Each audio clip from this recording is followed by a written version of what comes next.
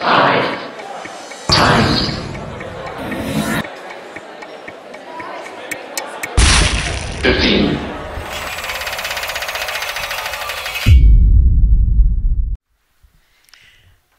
just heard from one of the most special women in the world, Eve Ensler.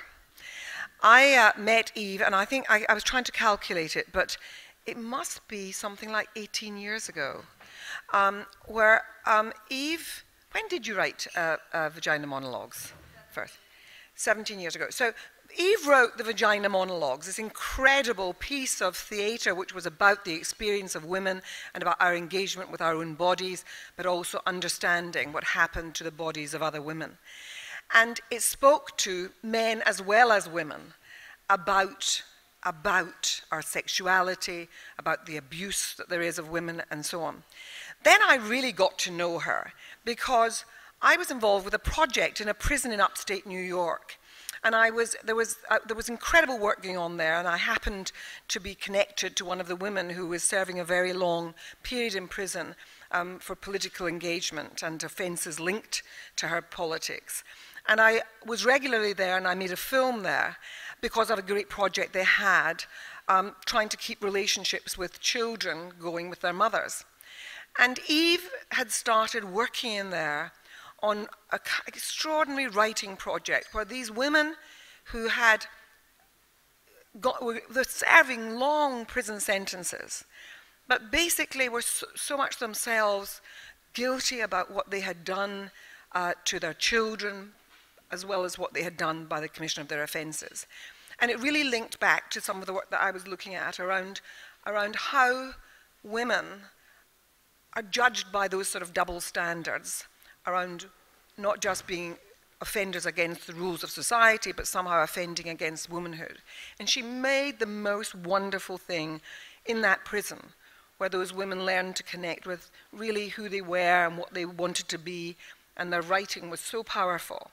And it saved, really, the sanity of many of those women. And so she and I connected up over that. I then saw her when she came to London to create V-Days, as she called them. And then I watched her as she went around the world doing this incredible work in terrible conflict zones, but really engaging with women and over their suffering and the way in which wars are waged over women's bodies. And I remember hearing you, Eve, probably 3 years ago now, speaking at a big women's event, a big women's lunch. I think it was the Women's of the Year event. And you spoke then about the women in the Congo. And it was searing, the descriptions you gave of what had happened to women, and yet the shame of how we know so little about what has been done to the women of that part of the world, how Africa is somehow off the radar for so much of our media. And I remember you then saying that of all the things that you'd seen, it was the worst of all the terrible, terrible atrocities that have been experienced by women. And my daily round is about dealing with cases where terrible things are done to people. Dealing with the notion of torture is a terrible business. But to actually make it your work to try to change that, and to have this project in Congo, and really to see the way in which those incredible women, as you've described it to me and to others, have actually not just handled their suffering, but actually risen above it and made it something, in fact, which has been a way of empowering them to help others talk about what happens to women the world over. And so I just want us, for a moment, just stand up and make a toast to Eve Ensler. To Eve. To Eve. Now, I just wanted to talk very briefly about human rights and about the point of tonight. You know, Eve had traveled the world. She's gone into conflict zones. She's, as she said, gone to Afghanistan. She went to Kosovo. She went to all of those areas. She has seen at first hand and heard the stories and worked with women who have actually had, I mean, it's hard describing the terrible stuff that is done to women, the tearing of their vaginas, the multiple ways in which they have been raped and every part of their bodies desecrated. And yet, it hasn't been enough for her to work with them, talking about healing their pain. But it's actually she's brought, I think, something very powerful into the projects that she's been involved in, but particularly in the Congo, which was to actually say there is another way of living, and that there are messages in this that we have to give to the rest of the world. The purpose of being here tonight, and if something is involving Eve, then I will always turn out for it. But the purpose for us being here tonight is to try, first of all, to raise as much money as we can for City of Joy, because it is an example of something that, you know, could be learned from and could be used as a way of our talking about what happens to women. But also, it's a way of our using tonight as a way of learning about what she's doing there and what all of the wonderful women who are here who can tell us about what is happening in City of Joy. But she also needs ambassadors for it, us to talk about it, us to go out and find in the workplace and in the places where we have influence, to talk about what's going on there and to raise money even after tonight.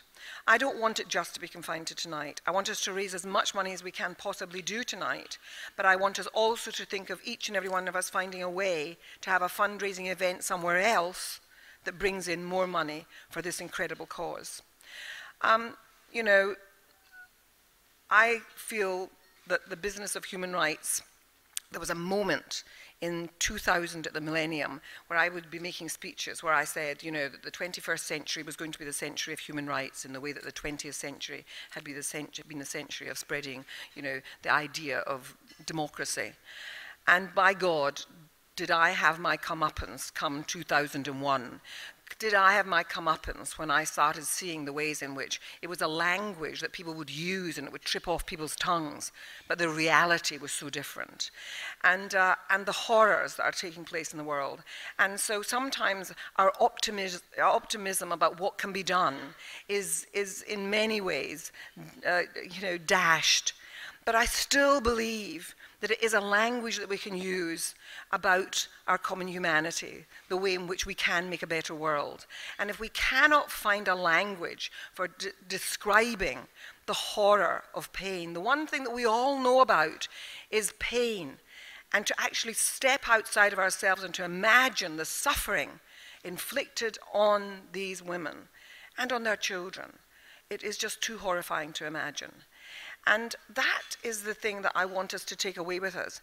We talk about the way in which torture is the absolute human right, the one that doesn't have conditions attached to it, that there should never be torture. And yet we've seen how recently, you know, the great nations have been involved in torture and rendition and got subcontracted their torture to other people. But here was torture happening for anyone to find out about if we had the energy. And yet our media was not interested because it was happening in Africa. And it is such a terrible source of shame to all of us. And so this is an opportunity for us to learn more about what has been taking place, but also to take away some optimism. The optimism of the human spirit and the way in which people do incredibly rise above the most horrible things that happen to them. And that is what we learn from this. I've been involved just recently in an inquiry around trafficking. Many of the women that I'm seeing giving testimony about why they've ended up here came from parts of Africa where terrible things were happening to them, and sought sort of somehow a sanctuary somewhere else, but it fell into the arms of people who made their suffering even greater.